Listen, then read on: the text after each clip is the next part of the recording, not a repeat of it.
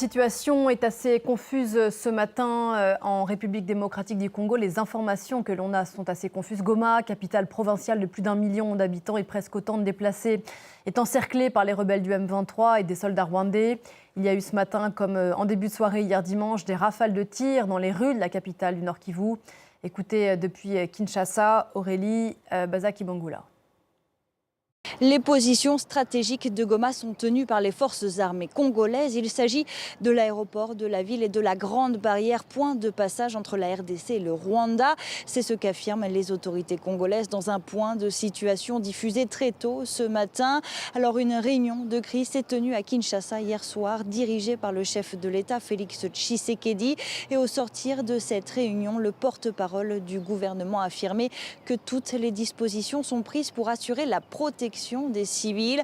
Alors hier soir, des tirs en rafale se faisaient entendre dans le centre-ville de Goma. Des tirs sporadiques se font encore entendre au petit matin selon plusieurs habitants que nous avons contactés.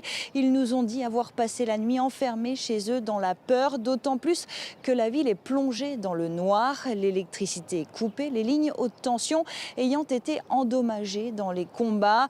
C'est une agression frontale, une déclaration de guerre du Rwanda, c'est ce qu'a dénoncé la ministre congolaise des Affaires étrangères, Thérèse Kwaikwamba Wagner, devant le Conseil de sécurité de l'ONU, réuni dimanche en urgence. Alors la chef de la diplomatie a affirmé que de nouvelles troupes rwandaises ont franchi la frontière et pénétré sur le sol congolais en plein jour.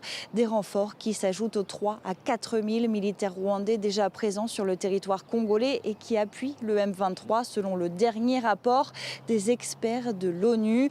Le secrétaire général des Nations Unies, Antonio Guterres, a pour la première fois mis en cause directement Kigali.